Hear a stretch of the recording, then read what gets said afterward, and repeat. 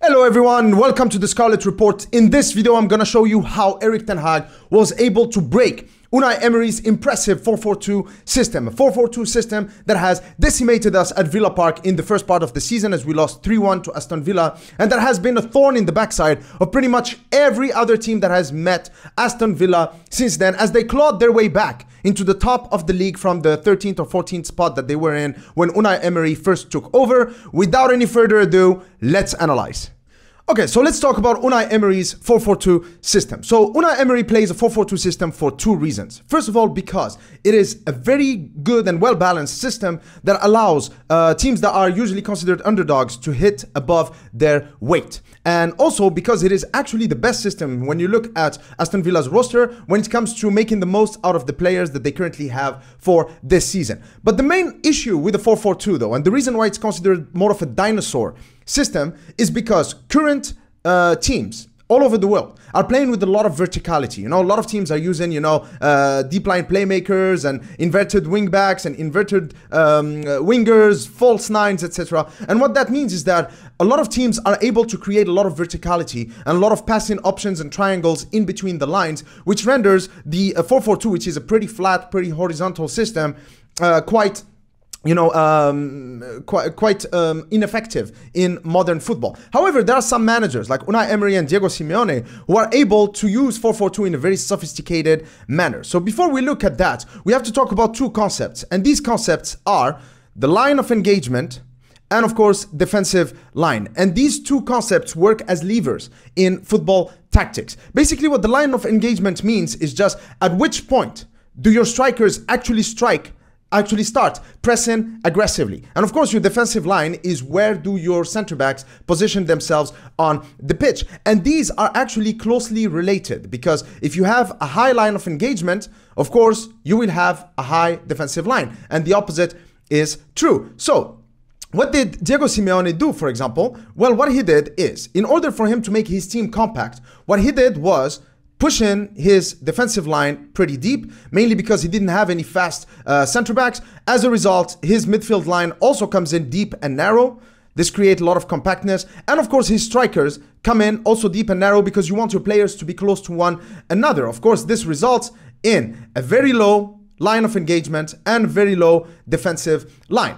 Now, this has worked a lot for pretty well for Atletico Madrid. They were able to push and punch above their weight. They were able to compete with some teams that are much better than them. But of course, Unai Emery is different in that he likes to play proactive football. He likes his team to be quite aggressive in the press and pressing in the front foot. So what he does instead is he goes the opposite way. He starts by saying, okay, I want a high line of engagement. As a result, the midfield line also has to be quite high. And as a result, of course, the defensive line needs to be quite aggressive and quite high, okay? Now, of course, what this does is that it allows Unai Emery's team to have a high line of engagement, which means they are able to press aggressively and wield the ball high up the pitch.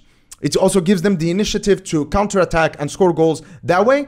But also, it creates a problem for them in that, as you can see here, the glaring issue with this system is, of course, this space right here, which is actually quite wide and that can be easily exploited by the opposition. But Unai Emery is not stupid. He's actually one of the managers with the greatest attention to detail. To him, this is actually an opportunity cost that he considered somewhat low. If he had to choose between a high line of engagement and the issues and the glaring weaknesses of a high defensive line, he would still choose to operate a high line of engagement because he likes to press from the front, but also because in Tyrone Mings and Konsa, he has two really athletic and fast center backs who can actually make up lost grounds in here and, squeeze out that space, as well as Emi Martinez, of course, one of the best sweeper keepers in the world currently, who is not afraid of coming out of his line and who can also help minimize this space that is exploited by the opposition. But this still remains the glaring weakness in Unai Emery's 4-4-2 system. So before the game, I knew this, of course, and I was curious to see how Erik Ten Hag is going to use it, and he actually exploited this weakness. But for us to be able to exploit this weakness, we need two conditions to materialize. First of all, you need your forwards to time their runs in behind the line properly, because Konsa and Mings are going to be playing an offside trap. So Sabitzer, Rashford, Sancho, and probably Bruno Fernandes as well need to have great off-the-ball anticipation, off-the-ball movement, anticipation, position, positioning and great timing of their runs. But the other thing that you want is your playmakers, you know, your Casemiros, your Eriksen, your Shaws and Lindelofs, Dalot as well.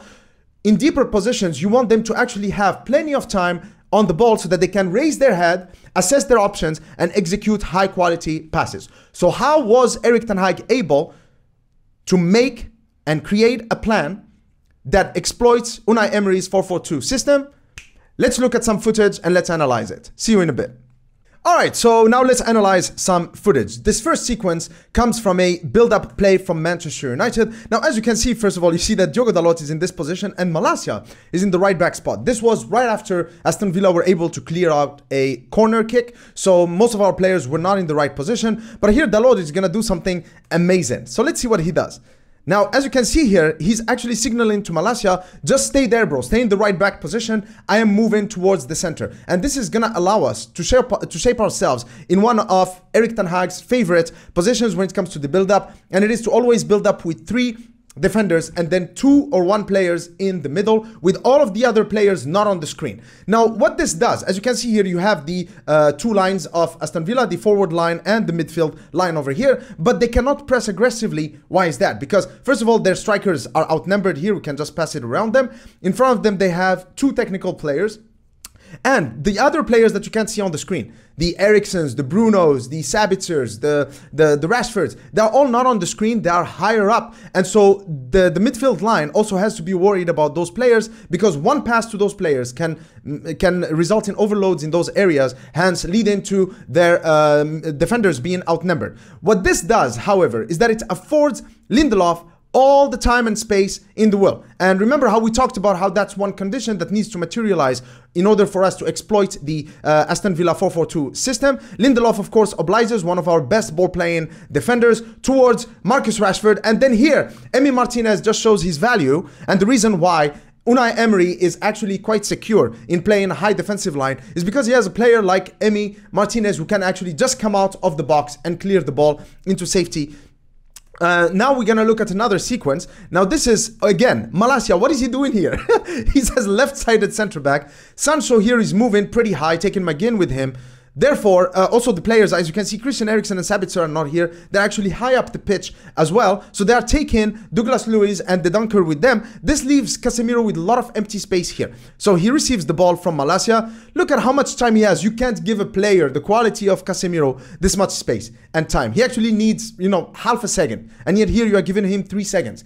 So he lifts his head up. Beautiful pass deep towards Bruno Fernandes. And then this could have been another chance for Manchester United. Throughout the first half, all of our chances came from these kind of patterns of play. Now this is another one that I loved. Here we have Lindelof and then Casemiro here. The objective is to get Casemiro to get the ball. So what Lindelof is going to do, by the way, who's been impressive this game, really, Lindelof and Shaw together, that works. It works. It's like Varane and Lisandro Martinez. They provide the same sort of skill sets and they complement each other the same way. Anyway, Lindelof towards Dalot. Now Lindelof doesn't stop. He keeps on running, taking with him Ollie Watkins. Now, what that does is that, as you can see, it opens up this corridor that allows Diogo Dalot to pass the ball to Casemiro. And Buendia here is frustrated. Look what he does. Look at Buendia. Oh, guys, come on. Why aren't you pressing? Yes, because Lindelof's movement, as well as Casemiro's movement to come in to collect that pass from Diogo Dalot, has completely outdone the Aston Villa press. Now he has the ability to run with the ball, assess his options, and now he's going to go to Bruno Fernandes, similar to that goal we scored against Leicester City, if you remember. He assesses his options, goes for a pass, for a deep ball. Now, as you can see, this is the Aston Villa defensive line. Our players, Sabitzer and Rashford, they got the right idea, but I think that the Rashford here is offside. Gotta check the VAR. I think he was offside. And then Sabitzer definitely offside. But you get the idea. You get the plan, what we are actually trying to do. And this actually, eventually, leads to us scoring the goal. A clearance from Emi Martinez. Casemiro wins his header. And then here you can see clearly, this is the Aston Villa defensive line. But what you can see here is that Mings, Moreno, and Ashley Young, they are well positioned to play the offside trap, to catch Rashford offside. However, this man right here, Konsa, is not positioned properly and he plays Rashford in. But Rashford, as you can see from his movement, he knows what he needs to do. It's kind of automatic, and he's been trying to do it throughout the game, but here finally it's going to lead to a goal. Marcus Rashford goes deep. You can't catch a player as fast as Marcus Rashford. Here, Bruno Fernandes, of course, making a really long busting run. Rashford, Emi Martinez, that's actually a poor save from Emi Martinez. You expect better from him. And then Bruno Fernandes, and then of course, because this finish was so good, you deserve to see it twice in a row. I really love it. Beautiful goal from our captain. Now here, the other reason why we were able to win this game and why we looked like we were in control for most of the game is of course because we had a clear plan of how to press Aston Villa. We pressed them again by going man on man. Again, Rashford between the two center backs, and then Dendalker and Douglas Luiz marked by Eriksen and Sabitzer. What this did is that it narrowed the amount of options and space that Aston Villa have. As you can see here, 3v3. Emi Martinez cannot take the risk of passing to either of these players. He has to go long towards Moreno. And again, 3v2 from Manchester United. Moreno can't do anything with it except going towards Ramsey, but Casemiro is there. Checkmate, right? And I've noticed throughout the season that every time we play with a structure like this in the press, we win. We did it against Liverpool, against Arsenal, against Manchester City at home. All of those games, we won because the other teams could not get a hold of the game. They could not control the game because we were pressing with structure. And in games like against Spurs, for example, or against Sevilla, we were not structured with the way we pressed. And so the other team could find ways around our, let's just press and hope for the best. So I hope that Erik Ten Hag really sticks with this structure right here. Now, let's talk about some individual performances. First of all, this man right here, Malacia, I don't think I've ever praised him in any of my videos because, truth be told, he's never been truly impressive for us this season. But at the same time, he's young. This is his first season. He's adapting to a new league. So we got to give him time. But this game, he was really good with the ball at his feet. But also defensively, he literally saved us. Beautiful last-ditch tackle, reminiscent of Aaron Wan-Bissaka. Great. Another player I need to talk about is Jadon Sancho. And here in this video, I'm going to show you the bad, the really horrendous, but also the oh my god, what could have been. Because Sancho could be a great player for us only if he applies himself a little bit. Let's watch. So this ball right here in the 55th minute, he's going straight on goal, and then again you expect this agility and dribbling ability from Sancho, but here he positions himself in a way where he has two very good options. Either he can shoot straight here towards this area, or like around Konsa right here into the far post. Look, Emi Martinez is not positioned properly. There is a high chance he could score from this position or pass it to Sabitzer. He does neither. He goes in here into a cul-de-sac, but as you can see now, he has another opportunity to make up for that. He can pass it to Christian Eriksen. Christian Eriksen is very good with his left foot, can shoot it straight to this top corner right here, or probably pass it to Bruno Fernandes, who is also free. No, Sancho does not do that. He just keeps the ball too much and too long. Him and Anthony, listen, it's not a talent issue. It's a decision-making issue. Both of them need to cut out the crap from their game. Just lean it out to its most effective and efficient version. And here is the good. Here is what could have been with Jadon Sancho. Look at this. Beautiful. I think that was a nutmeg on Douglas Luiz. And then he moves. Great control. And then look at this. McGinn is gone. 1, 2. Look, effortless. He doesn't even, what? And then passes the ball, and then we find ourselves in a really good position that should have resulted in us scoring a goal. Here, Christian Eriksen, what happened? That was a brain fart from Christian Eriksen, because, come on, you don't expect this from a player of his ability and experience. Should have just passed it to Sabitzer over here. That could have been 2-0 Man United, but anyway, missed chance. So, with Jadon Sancho, this guy could be the equivalent of Luis Figo for us. Only if he applies himself a little bit. But there is an amazing player in there. He just needs to cut out the crap. Alright, ladies and gentlemen, I hope that you've enjoyed this tactical analysis video. If you did, please give it the thumbs up and share it with your friends on social media. And please leave a comment just sharing your thoughts on the game with the rest of us. Until next time, cheers.